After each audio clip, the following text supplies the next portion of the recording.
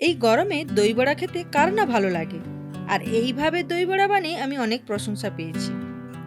তবে দেখে নাও একদম সহজেই কিভাবে দই বড়া বানাবে। প্রথমে সবচেয়ে গুরুত্বপূর্ণ হচ্ছে ডাল খুব ভালো করে ধুয়ে নিতে হবে। হাতে যদি কম টাইম থাকে তবে মিনিমাম 6 থেকে 7 ঘন্টা অতি অবশ্যই ভিজিয়ে রেখো। এবার এটাকে ভালো করে জল ঝরিয়ে মিক্সিতে পেস্ট করতে হবে। অল্প একটু ঘুরিয়ে যতটা সম্ভব কম জল দিয়ে খুব ভালো করে পেস্ট করে নিতে হবে। ঠিক এরকমই পেস্ট হবে। পেস্ট করে নেওয়ার পর আধ ঘন্টা রেস্টে রেখে দেবে, তাহলে বড়া বেশ ফ্লাফি হবে। পেস্টটা যতক্ষণ রেস্টে আছে ততক্ষণে 2 রকমের চাটনি বানিয়ে নেওয়া যাক। প্রথমে আমরা তেঁতুলের চাটনিটা বানাবো। তেঁতুলের চাটনি বানানোর জন্য লাগছে 1 কাপ চিনি, ওজনে 200 গ্রাম হবে।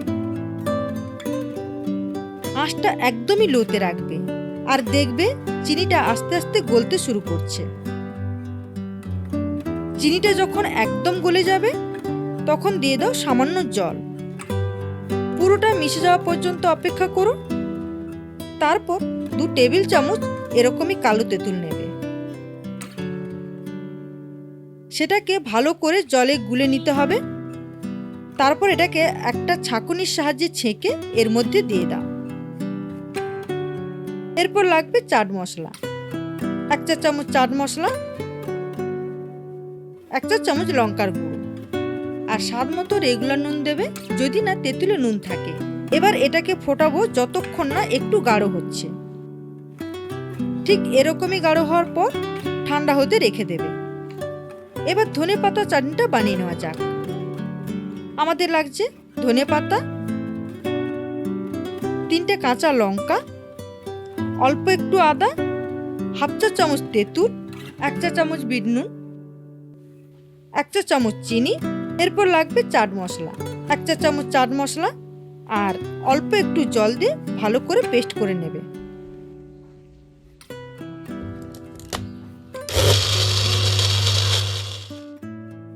দেখো পেস্টটা ঠিক এরকমই হবে। এদিকে আমার আধ ঘন্টা হয়ে গেছে। এবার ডালের পেস্টটা ফেটিয়ে নিতে হবে।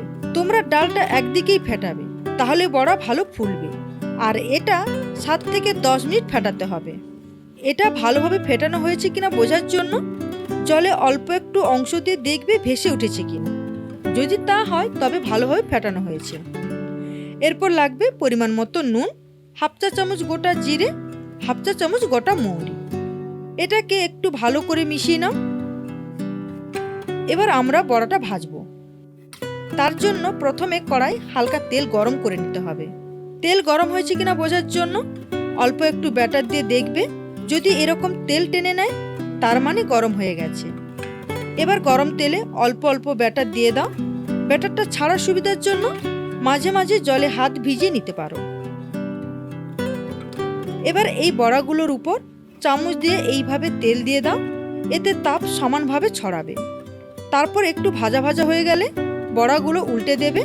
এই বড়াগুলো একটু লাল লাল করে ভাজবে। দেখবে ঠিক এরকমই কালার এলে তুলে নেবে। এর বেশি ভাজলে কড়া হয়ে যাবে।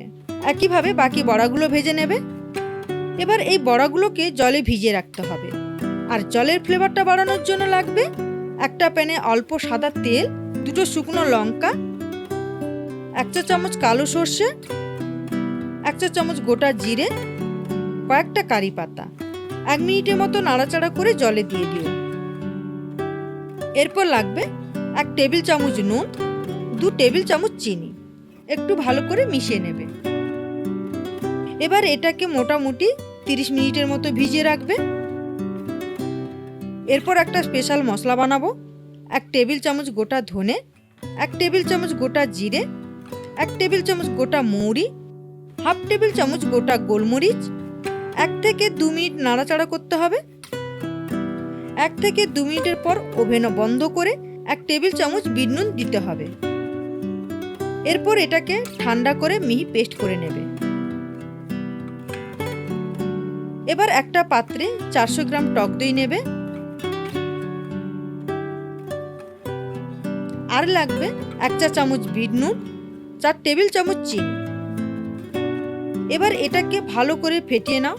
5 থেকে 6 মিনিটের মতো মেশালেই হবে। এরপর ভিজিয়ে রাখা বড়াগুলো হালকা হাতে জল বের করে দইতে ভিজিয়ে দেবে। তারপর এটাকে প্রায় 1 থেকে 2 ঘন্টা ফ্রিজে রেখে দিতে হবে। এবার দই বড়া পরিবেশন করব। দেখো কতটা বেড়ে গেছে বড়াগুলো আর কতটা ক্রিমি হয়েছে।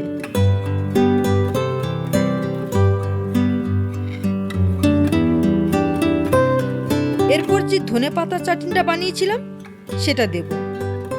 তারপর দেব তেঁতুলের চাটনি, অল্প ঝুরি ভাজা, করে রাখা মশলার গুঁড়ো। তোমরা আজই এইভাবে বানাও আর আমাকে বলো কেমন হয়েছে খেতে।